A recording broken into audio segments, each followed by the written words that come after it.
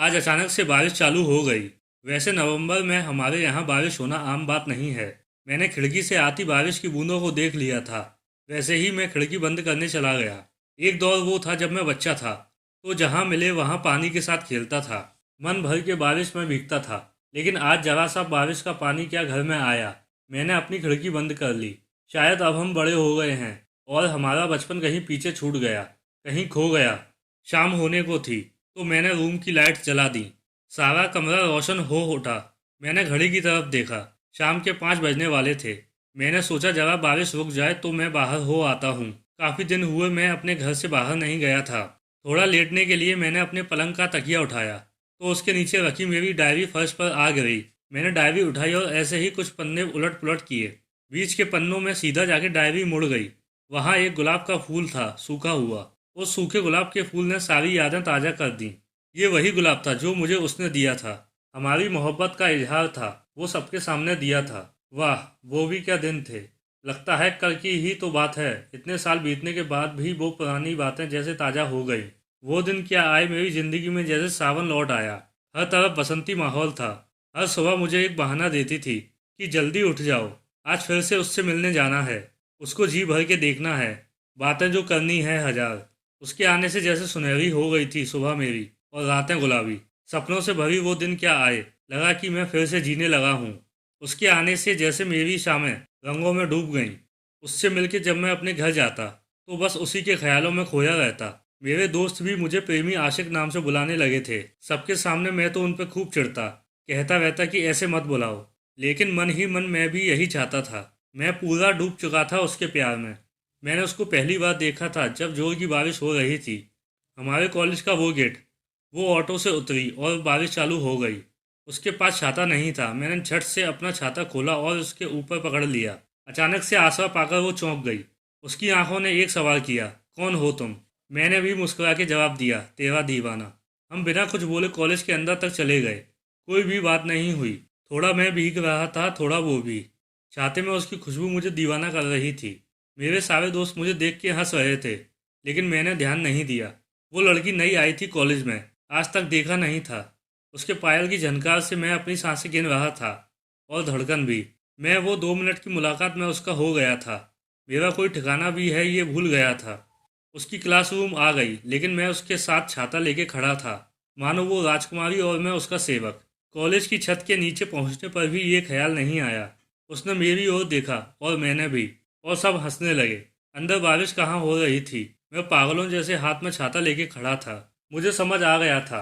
मैं जरा शर्मा के वहाँ से चला गया। ये हमारी पहली मुलाकात थी। शाम को घर जाने के बाद भी मैं वो मुलाकात भूला नहीं था। अपनी डायरी में मैंने मुलाकात का सारा किस्सा उतार दिया। शाम को राजेश का फ़ोन आया। वो मेरा खासम खास दोस्त है। जय कैसा है यार, ठीक तो है ना?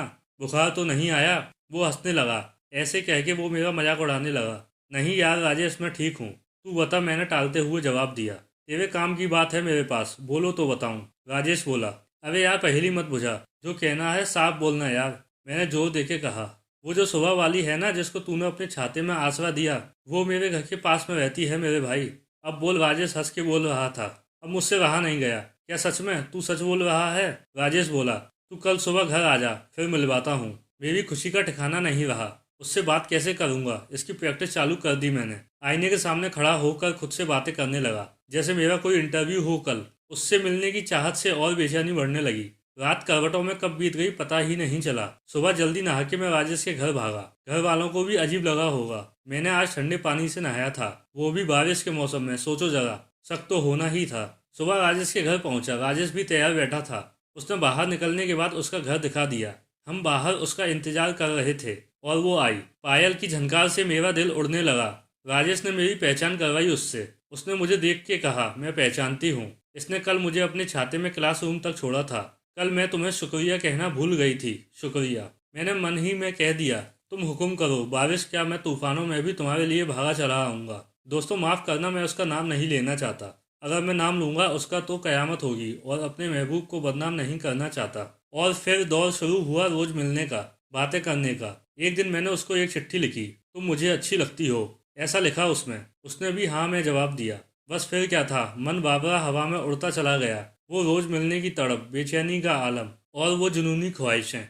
एक झलक पाने को उसकी दिन भर सराबोर होना और उससे मिलने को सुबह के इंतजार में करवटें बदलना, चुपके से उसे चिट्ठियां लिखना और उसके जवाब में दिन रात याद में बिताना। हम दोनों एक दूसरे के प्यार में डूब चुके थे। एक दिन वो मेरे लिए गुलाब का फूल लेके आई थी।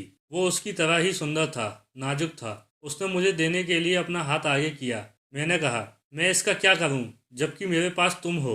उसने भी मुस्कुरा के कहा, अगर क्या हो जब मैं ना रहूं तो इसको देख लेना, मेरी याद दिलाएगा। तुम मुझे अकेला छोड़ के कहीं जा रही हो? मैंने यही पूछ लिया। अरे नहीं बाबा, मैं तो मजाक कर रही थी। वो हंसने लगी। लेकिन कहते हैं ना कि जहां आग लगी वहां धुआं भी उठता है। हमारे साथ भी कुछ ऐसा ही हुआ। उसके घर वालों को बात पता चली। जमाने के सारे सितम सहकर भी वो मुझसे एक बार मिलने आई थी। उसके हाथों में मेरी चिट्ठियों का पुलिंदा था।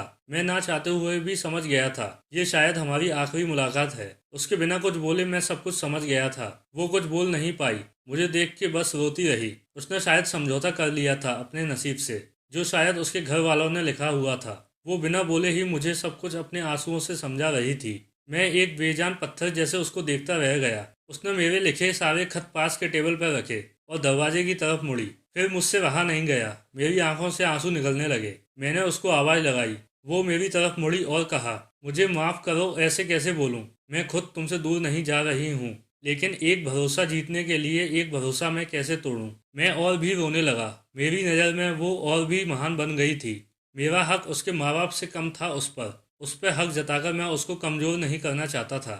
वो जा रही थी दूर और दूर। मैं उसको देखता रहा। लगा कि वो मुड़कर देखेगी, लेकिन ऐसा हुआ नहीं और वो मुझे छोड़ के हमेशा के लिए चली गई। उस रात मैंने अपनी डायरी में सारा किस्सा उतारा था। आज भी आंसुओं की बूंदों के निशान पन्नों पे मौजूद हैं। कुछ लफ्ज बिखर चुके हैं आंसुओं के सैलाब में। पन्ने भले ही पुराने हैं, लेकिन यादें अभी भी दफन हैं उस डायरी के पन्नों में और उस हर एक गुलाब की पंखुड़ी में। वो गुलाब जो मैंने यूं ही रख लिए थे। आज बारिश ने फर्श तो गीला किया और मेरे मन को भी। कितने साल बीत गए, उसकी कोई खबर नहीं। मैं अपनी डायरी के पन्नों पर गिरे आंसुओं को तो सुखा पाया, लेकिन अपने दिल को नहीं।